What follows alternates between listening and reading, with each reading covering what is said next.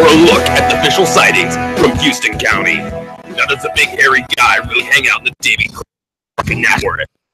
Find out together, folks. Along with a new quasi rewind and a possible camping tips. Wait, has this been confirmed yet?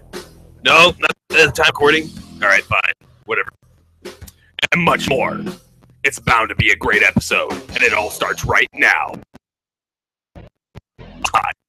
Yeah, and here's your host, the Reverend Jim Kelly.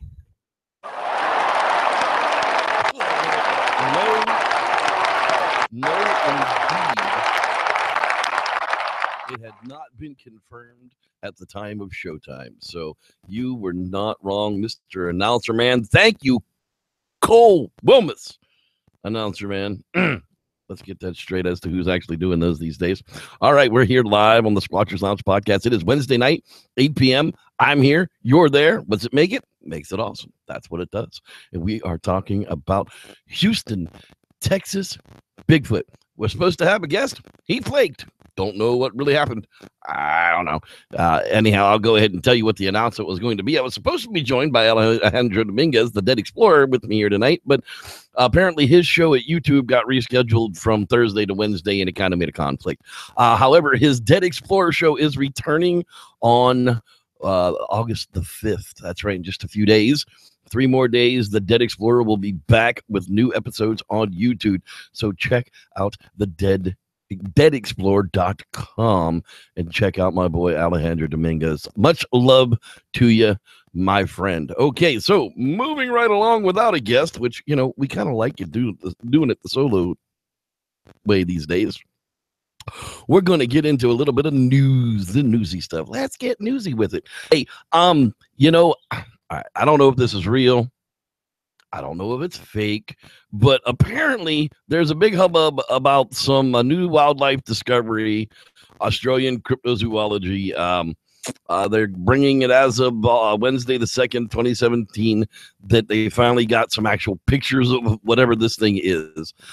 The locals have a name for it. Other tribes have a name for it, but it's never actually been documented on any type of video or picture before this, according to whom I'm not exactly sure. However, if you look at these pictures that are out there, it looks much like a manatee, like a Florida sea cow. I'm sorry, like a California sea cow or a Florida manatee. It looks like it's very much related to one of those things with some kind of a ridge down its back. Why the hell they would do it where they are, I don't know. Is it an emaciated sea cow? Could be. But these people apparently said that it befriended one of their kids and would come up to him. So that sounds very sea cowish to me. But I thought it was just neat. Mermaids finally discovered here on the Squatchers Lounge podcast. But I didn't discover it because I don't live these people live. Anyhow, you can check it out. Australian Cryptozoology's page on Facebook has all the rest of those details. Hey, you know, this is my kind of job. Newsweek is reporting that apparently NASA is hiring a planetary protection officer to save the Earth from aliens. Apparently, the officer to protect the planet from potential alien contamination. Government's official employment site posted the job advertisement open to U.S. citizens and nationals for applications until August 14th. So the job comes with a 6-figure salary. We're going to pay somebody $124K a year. And a security clearance is listed as it must be secret. Are you going to be working with the Men in Black? Are you going to be Agent L? Get it?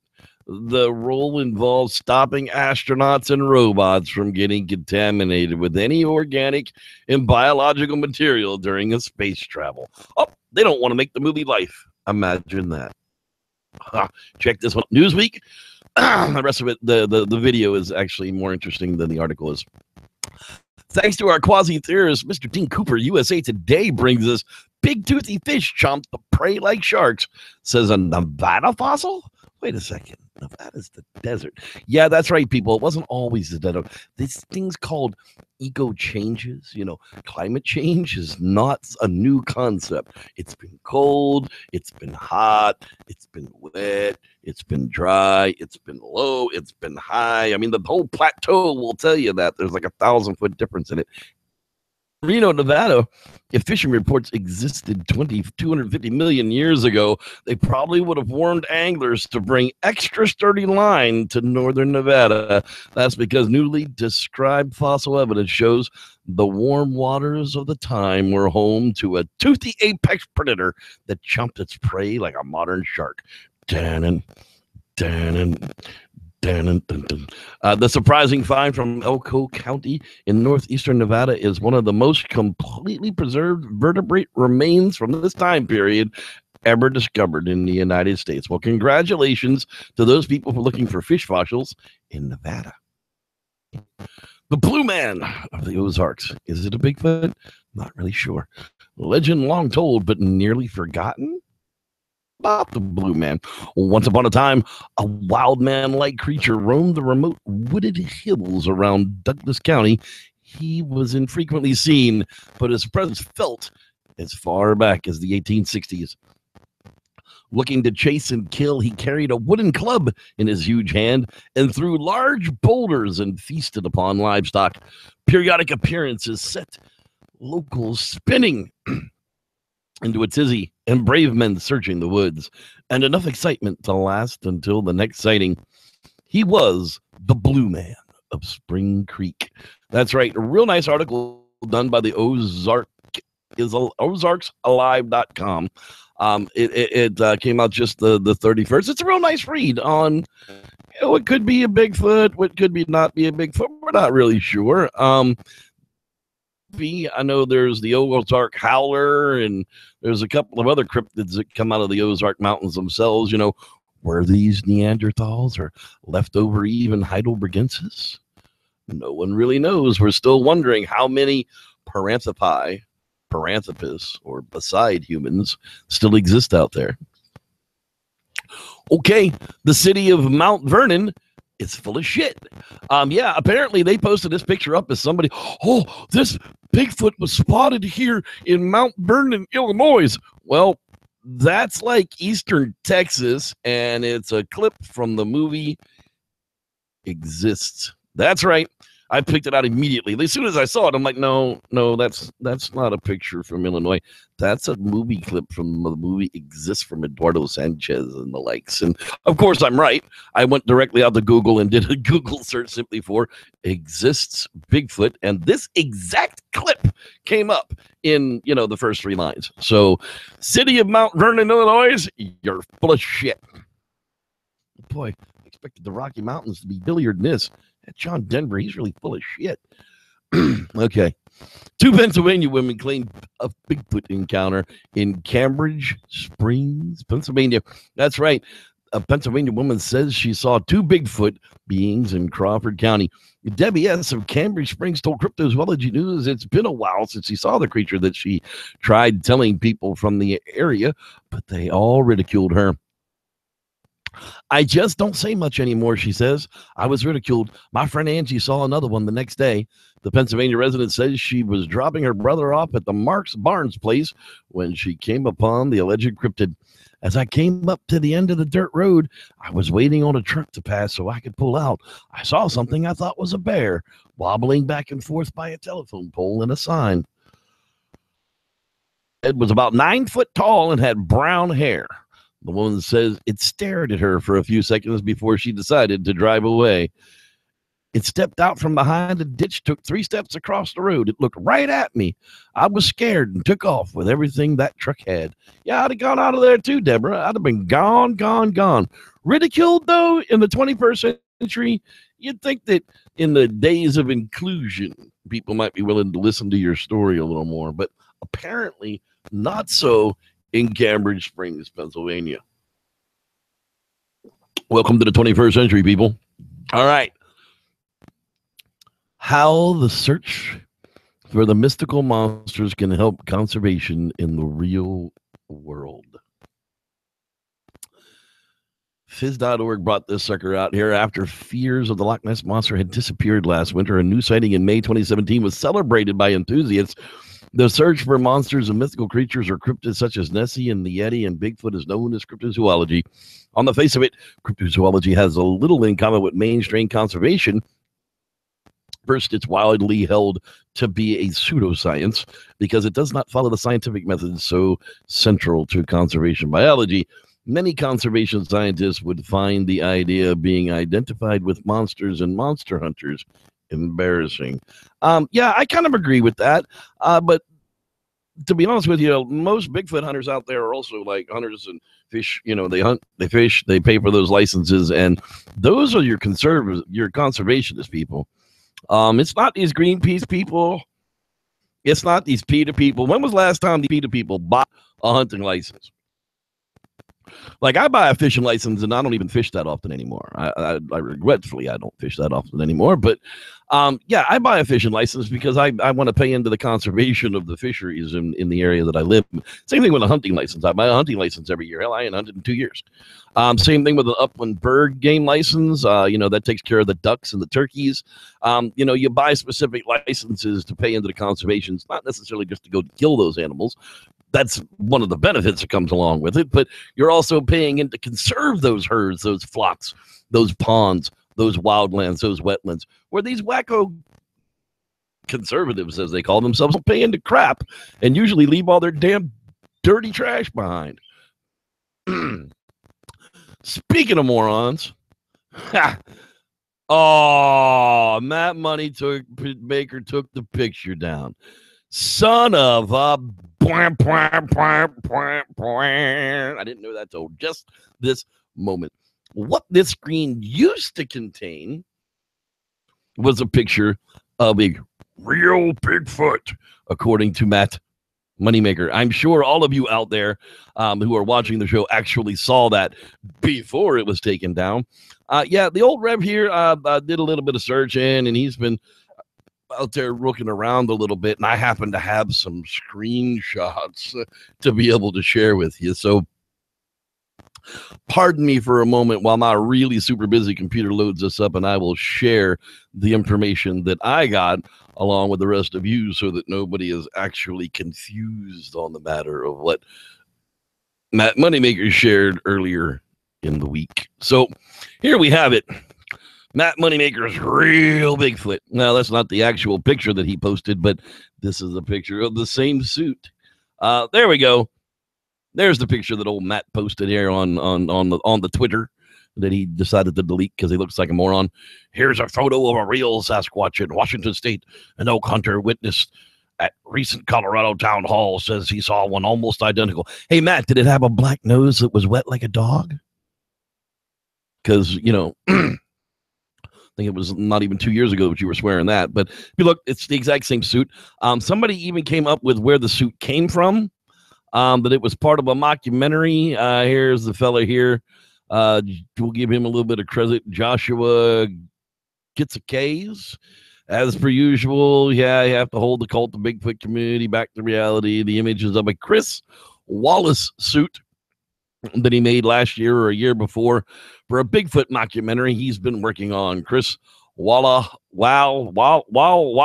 I can't say that. Walas is the creator of both Gremlins and the 80s Fly Creatures. And he's actually sent that dude extra frames, which is where those frames actually come from. Saying all of that, yeah, this guy makes millions of dollars on TV for Bigfoot. Okay, that's it. No more of that.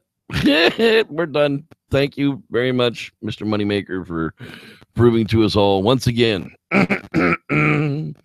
that why we don't really pay that much attention to you. I'll go Bigfoot with you. Maybe you can learn something. Aren't you supposed to learn from him? Well, I don't know that he could really teach me much about the woods or biology, but apparently hairy Levi's to him look like real creatures. Speaking of real creatures, it's time for a quasi throwback.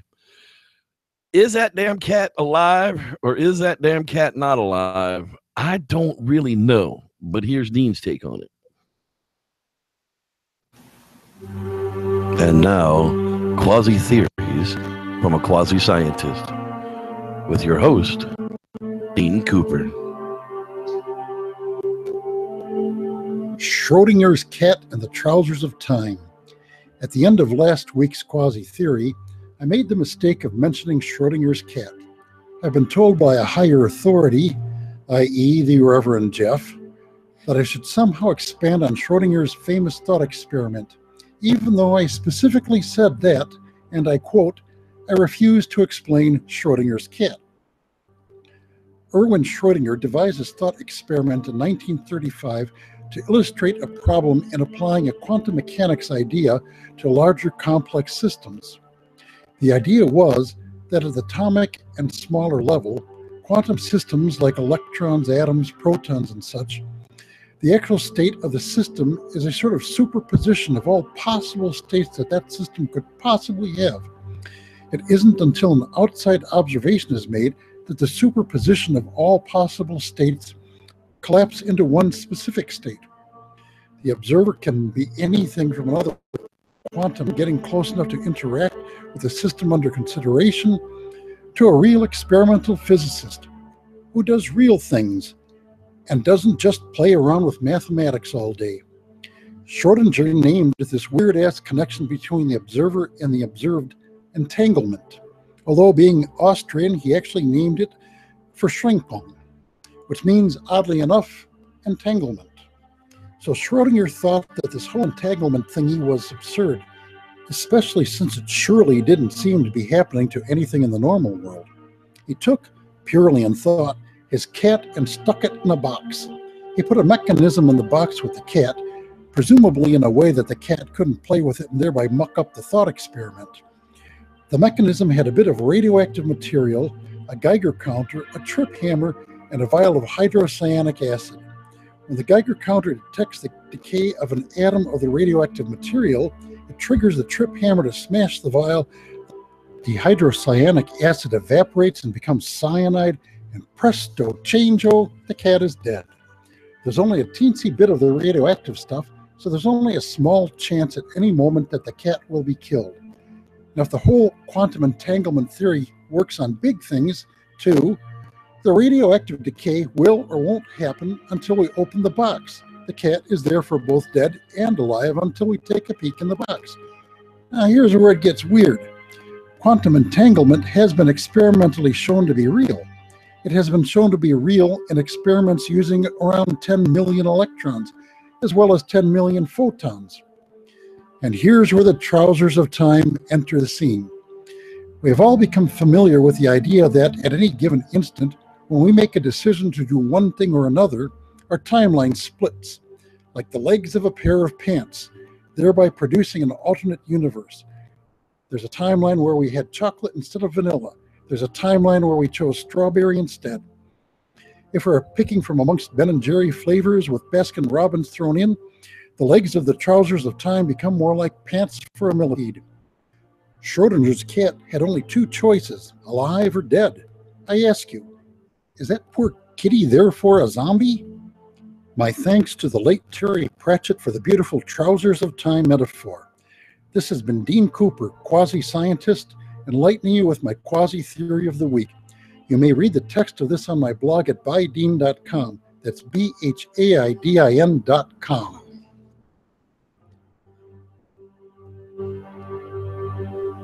I can tell you one thing for sure. If you didn't put any food in there with that in that box with that cat, that son of a bitch is dead because I ain't never opening it. But I guarantee you after a month, he's still dead. So I know for sure one way or another, without opening that box, that cat's dead.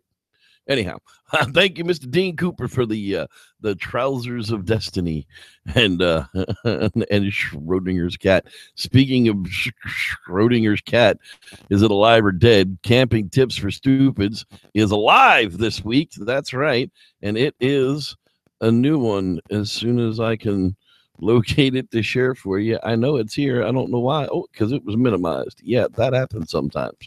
All right. A little bit of professionalism with us here, Reverend Jeff, please. And now a little bit of camping tips for stupids. from our good friends at Gone Camping, Ginger and more. Camping tips for stupids. Tip number 45.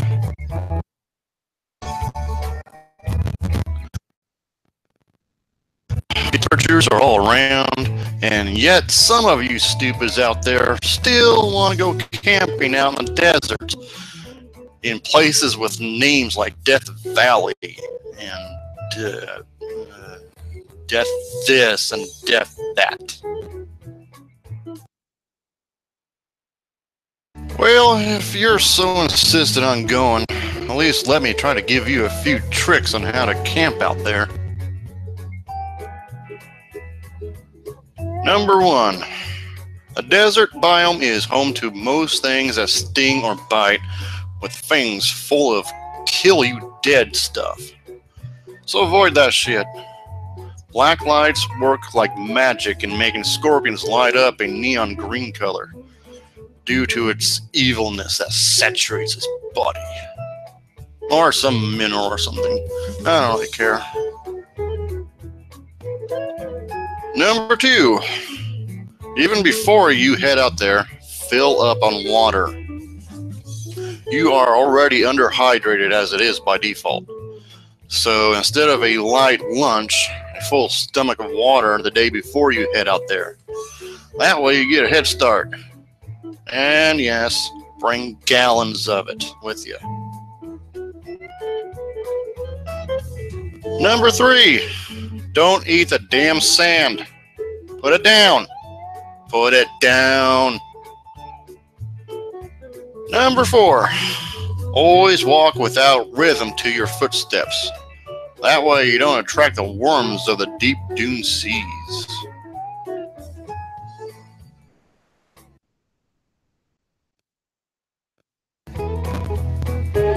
Well, that's all for now.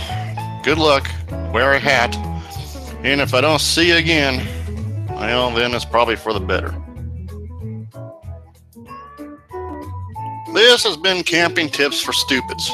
Remember to spay and neuter your idiot population.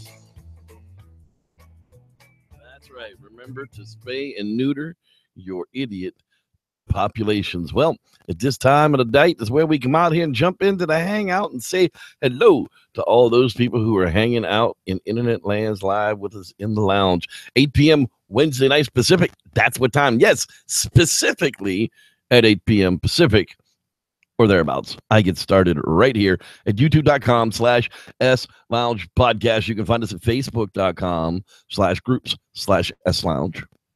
That's our group. Facebook.com/S Lounge Podcast. That's the fan page. Give it a like. That's where all the links go up to all those fancy things, like when the live link goes up. So check us out in those couple of places. We're on Twitter in the tweet universe, but I don't really know how all that stuff works. We'll figure it out one day. Hey, let's see who's in the hangout lounge tonight. Rod Dupree, that dude's always in the place to be. Can't wait to go camping with that guy.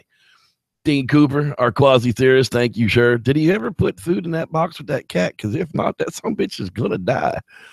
Mama Rena, 32. That's right. So glad you're with us. Jay Gerd, there he's hanging out in the lounge. Dave Jackson, Robe, Robbles. I was going to say Robble, like the Hamburglar, but no. Robles or Robbles? I'm not sure which. Probably Robles. Sam Squanch Rivera, Dave Jackson, Oreo Cream Rocks. Yes, it does. There's more people than that in here. Candy Apple's hanging out again tonight. There's Gary and Whitney White. How you guys doing out there? He's swinging around his tool in the hangout. Let's see here. There is Ms. Natalie Smith. How you doing? What was that? Well, we're so glad that you are back as well. That's thanks for the show. Absolutely glad to be here because I am doing it for y'all. This isn't for me. James Phoenix is in the house tonight. I don't remember seeing that name. Forrest Groves. Hi, my name's Forrest. People call me Forrest Groves. Well, good. Glad you're here, Forrest. Don't run. Stay right where you're at because there's more to come yet. You're Hobo Man 5. There you are, pal. Glad you are hanging out with us as well. Lance Windsor's in the house, sitting back, listening to everything that's going on. That guy knows what's going on. Haunted's in the house. That's right. Giving peace, love, and happiness to everybody, too. Love you. Mean it. Let's see where there's more people. There's Bucks are number one. That's right. Well, once upon a time when Terrell Davis played for the Bucks, maybe no, he didn't play for the Bucks. He played for the Broncos. Who am I thinking of? That dang Warwick Dunn. That's who I'm thinking of. Dirt. I haven't watched the NFL in so long. Anyhow, Danny from Texas. How you doing? Glad you're joining us tonight. Houston County, Texas. Can you imagine? Yeah, there's a big old freaking national forest there, but none of the freaking sightings seem to be from there. It's strange. I don't know what's going on. You might have to go do some investigating for us. Brown Dwarf is in the house. Hello there, sir. There's more people than this. I know there is. Michael, Coach. That's right. Mount Vernon, Illinois is full of crackheads. Well, they certainly aren't full of Bigfoot. That's for sure. But crackheads, that's a whole different ball of wax. Let's see here. Timothy McCune, Hillbilly Tim. Glad you're here, buddy. Let's see who else is floating around out there. I'm a effing problem. Well, as long as you're not an effing problem around here, because you see them tools that are hanging out, they'll ban your ass. Promise. It doesn't take long. Hey, glad you're here, though. Seriously. Gone camping. That's right. Mr. Jevin Moore and Camping Tips for Stupids. I love those. We've got, oh, God. Granny Kathy. All right. Look at that. Man, I'm a hit with the ladies. I don't care if they're grannies. It's fine. Hell, I'm 45. They should be grandmas at my age. Let's see here. Who else is out there? We're getting to the top here. If you haven't said hi by now, you better at the bottom. As Derland Drake was checked in early on. That's right, because there are more people to say hi to. I know that they're down here hiding. They just waited until the very last second. And Star Shines in the house, of course. Oh my goodness, I almost skipped over that one. Cassie and her boy Christopher is floating around out there as well. Xander Hansen, glad you are in the house. William Morris is also there. Did I miss anybody else? I think that was the end of them. If you haven't, don't eat the sand. That's right. Thank you, Jevin. That's a good tip for not camping out there in the land. That's right. All right, people, let's get back to it. We're going back to Texas.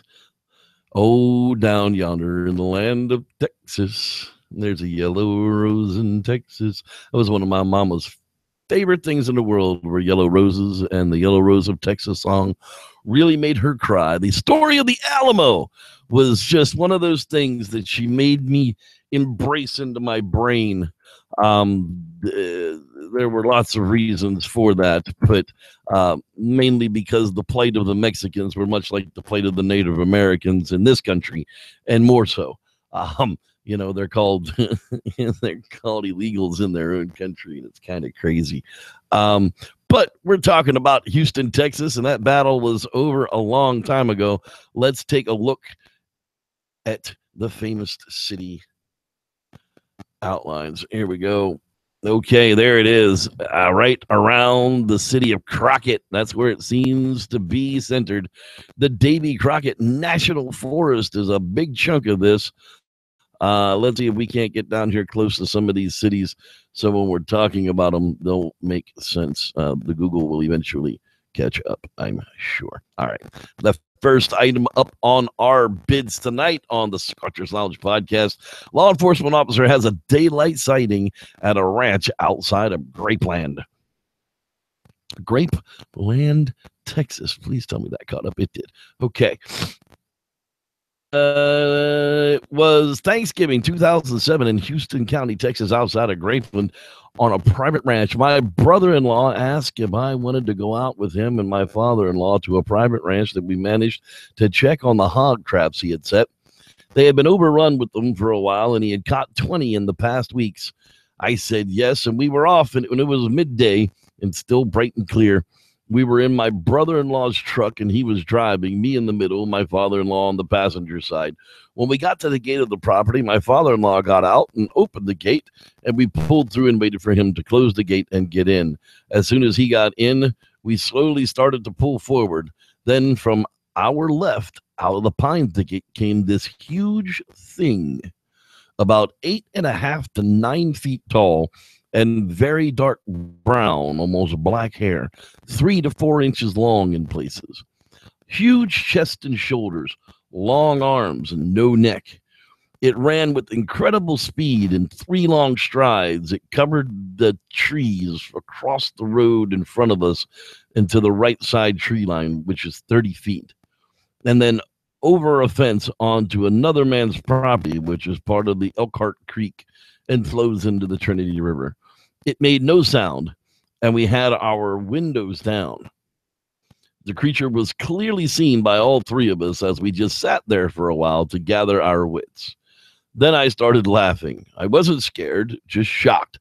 I said, "What do y'all think that was?" They said, "You know what that was. 'Twarn't no bear." They both swore they would never mention it to anyone. They were afraid people would think that they are nuts and they would lose their jobs. He's a retired police officer and didn't care. It's been a change in his life. His brother-in-law then said, "Well, that explains what tore up my big hog trap." Absolutely. In the fall of 2007, right around Thanksgiving. Amazing kind of a story that is. Was that the one that I just did? Absolutely it was. So let's take a look at another one here. Earlier than that, 1980, by some kids who were out near Houston, Texas, in small East Texas town of Crockett, just where we were talking about, 18 years ago. Let's see here. This parcel of land is where all of us kids would go to play. No adults ever came out, so we were free to do whatever we wanted. One day, my cousin and I went out to this pond that was in the middle of the land. The land was all woods, sometimes thick areas with a small creek that ran through it. We went out to the pond and we were standing around, and then I looked into the woods and saw a black, hairy creature standing there watching us. I showed my cousin, and then we got scared and ran away. We told our parents, but they never believed us. This always seems to be the case, isn't it? Kids will tell their parents, they were just making up stories, damn kids in the woods. I don't know. If my kid came and told me that they had found or seen a Bigfoot in the woods, I'd probably at least go and investigate it because, anyhow. 2003, wintertime, December, Highway 19 in Trinity to 230. That's right near Weldon, right off of FM 230. While letting my 2 dogs out to use the bathroom, there were deep screams and clacking of woods and sounds like trees breaking. Something carried off deer feed bucket, made a big mess out by the feeder area.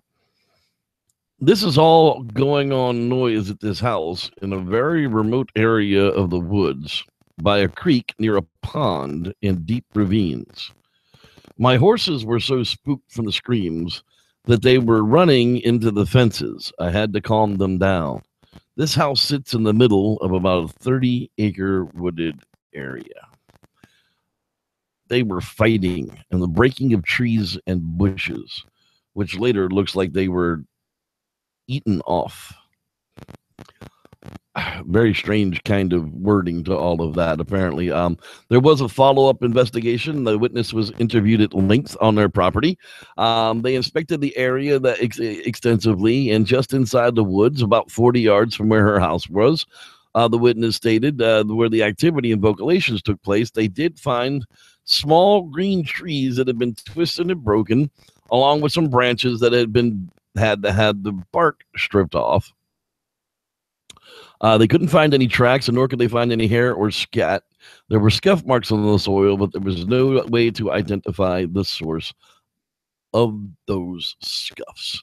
So there you have another incident going on right there in Houston, Texas, or Houston County itself. The year is 2006, August time, summertime, hot. Man, it's just hot. It's like Africa hot. Like, I don't even think Africa gets this hot. This is just like hot. Let's see. The location is, nearest town is Wetches, Texas, and the Texas Highway 21.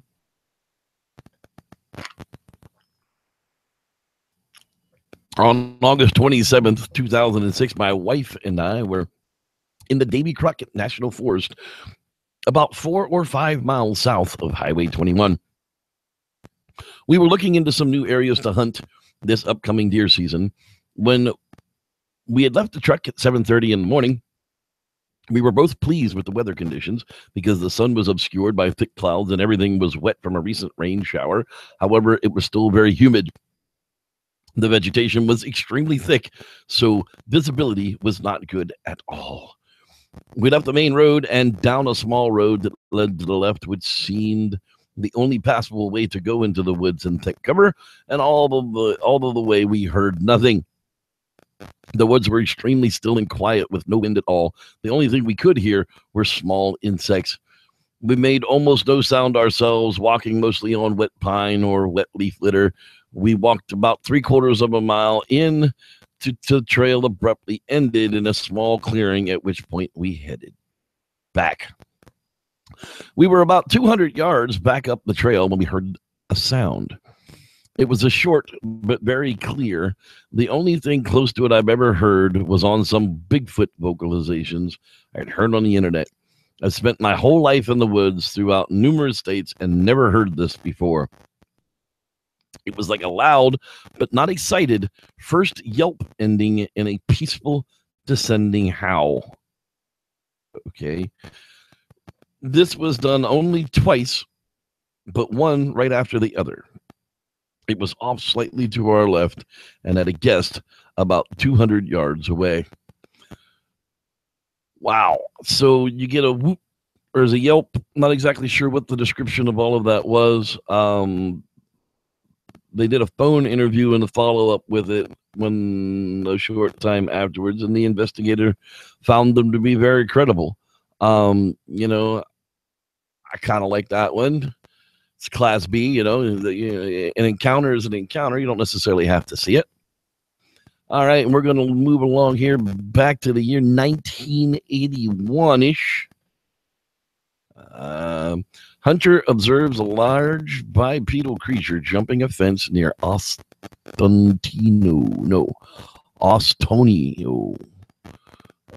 I can't pronounce that. Ostonio. That's what it looks like, people. I can't help you. All right. Sorry. December. They're calling it fall. Whatever. The area near the Trinity River Bottoms and National Forest. Lovelady, Ostonio, Texas. Nearest road is 21 again. While hunting in East Texas, I saw a large, hair-covered, 7-foot-tall, 275-pound something ape man-like creature leap across the fence, land on 2 legs, and step off the trail into the forest. Through the 9-powered rifle scope, it looked exactly like some of the sketches I've seen. This occurred some 25 years ago in 1981. A doe jumped the fence first. She looked right at me, 80 yards away. I checked her out through the scope. She calmly stepped off of the trail as if to allow another deer to jump the fence. I assumed it was going to be a buck, but instead it was a tall, somewhat lanky, tannish, brownish, hair-covered bipedal creature. Also, the height it gained in jumping the fence was noticeable. I guess the fence was to be about 4.5 feet tall. This thing cleared it by 3 feet. When it landed in the trail, it was facing me and staring at me just like the doe did. I immediately moved the rifle off center mass and hollered, "Hey!" Having much experience in the National Forest, I know to be wary of other hunters. This time I was on private land, so I was upset that a human had disrupted my hunt. Split-second reaction. Hours later, it dawned on me what I had seen. That would pretty much freak me out to. You're out there deer hunting, and all of a sudden, a big old Sasquatch jumps across your eyeball line and gets it. So there's Highway 21. You can see that runs right up through. And there's Wetches. And, we're talking about this whole area here. If we kick it over to the satellite, like we like to do after we've taken a look at the official Bigfoot reports, and kind of get an eyeball on the situation. Why would Bigfoot be here? Well, again, this is a giant urban center that's been, and it'll cut all of these creatures off. But in the national forest, the only thing they really have to deal with is logging contracts, and they can pretty much stay up there for a few hundred years before they even get into any kind of biological or genetic type of problems. So, it's a lot of green there. There's a lot of, I don't know how much water's out there. That would be the thing. I would concentrate around where the water is, in the locations that we talked about, and see if there's still activity going on out there. I bet you, even this many years later, you're bound to find activity in some of the same locations that there has always been activity. And with that, that's going to wrap it up for the official Bigfoot encounters for the week. Houston, Texas. That's right. I like Houston, Texas. Houston County, Texas. Round Rock was a nice place. Austin, not so much. Sorry, Austin, but it's the truth. And with that, we're going to close it out with a Bigfoot campfire story for the week. And I appreciate every single one of you guys being out there with me live tonight. Come back and see us Wednesday night again next week, 8 p.m. live, or catch it in archive. Leave me a comment down there. You like the show? You didn't like the show? Thumbs up, thumbs down. Do something, people. Click the subscribe button, hit the little bell so that you know when we're on the line. And with that, enjoy your evening. Thanks for being here. And may the Squatch be with you. Enjoy this but this Bigfoot campfire story. This is one of my favorites.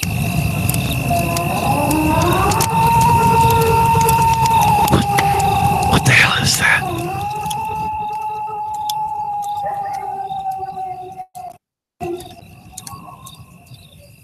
I don't know about you, but I'm pretty sure that was a Bigfoot. Let me tell you a story. Yes, the new year brings us new stories, and this one everyone should love. He was high in the South Carolina mountains with a couple of friends of his when one of them came back to camp with a story unlike any I'd heard before. Let's hear his story. Well, Charlie, Jake, and I had decided it was time for an off-the-grid adventure, so once again we packed up and left the coast, and we headed inland. Highway 11 through the Blue Ridge Mountains was where we were headed for days of camping, fishing, and relaxing. Well, the drive was only about 6 hours, and we had gotten to our spot long before dark, so we go ahead and broke up into our little corners of the camping space to set up. The three of us had camped together before for years, so we knew each other's habits, and thus we learned that 3 smaller camps with a fire ring in the center just made for a better trip. Well, night fell on the first night, and we were all in good spirits. We even took a walk up to the lake to check out the moon. Well, by the time we realized it, it was long into the night, so back to camp we went and turned in for some sleep. The next morning, I got up way before the others, so I grabbed up my fishing pole and I went to catch some breakfast. I wasn't there long enough to catch one keeper and release a couple of small ones before Charlie showed up. Not far behind him was Jake. We fished all morning, and when the sun in the sky, we took our catch back to camp after cleaning up the lake. We sat around for most of the afternoon cooking and just target shooting bows, and Charlie and Jake decided to take a trip over to the caves was going to be a good idea. Me not being prepared to go caving, I chose to stay at camp and hold down the fort, as these two were great cavers and, well, safe as one would hope. Just about as the sun started to get low in the sky, old Jake comes limping back to camp without Charlie. Now, what do you see? Well, I asked why not call on the radio, and of course, only took one of them with it, and it broke in the fall. Jake tells me old Charlie slipped at the caves and fell down an embankment and twisted his leg all up. In the process of Jake coming to his rescue, he slips and falls and jacks up his own leg. So off to the caves to save Charlie we go. The half-mile trail seems to be a bit tougher with an injured Jake, but his leg was quickly mending. He was able to bear weight on it, so off we went. We finally reached the location of the fall, but there was no Charlie. Seriously, what's going on here, Jake? He tells me that he left him right here at the bottom of this embankment. Jake and I began to call out Charlie's name, and we hear nothing in return. Jake and I started to find another route to the bottom of the embankment, so we started to go around the side of the hill. And just as we got to the other side, where it would be out of earshot, there lay Charlie, passed out in the grass. There were no drag marks around like he had pulled himself to this location, but there were some really big, odd-looking footprints here and there. Charlie started to come through. He'd noticed that we had found him. He asked where the big hairy guy went. Why, Charlie, what do you mean? He said, I was laying here in total pain. I started to black out when a big hairy guy with a big smell picked me up and laid me here in the grass. And I passed out, and now here you guys are, just asking where he went. Well, Jake and I took a quick look around, and we even called out to anyone in the area, but there was no response, not a single sound. Charlie's leg was pretty messed up, so we did have to get him out of there and into town to see the doctor without pause. Even to this day, old Charlie swears either it was a big hairy man or a Bigfoot that carried him out of there. But one way or the other, he'd like to thank him. Well, these three fellas still venture into those lands to hunt, camp, and fish. Still no more sightings of the big hairy man, but they're still on the lookout. Thanks for listening. I'm Reverend Jeff, and may the Squatch be with you.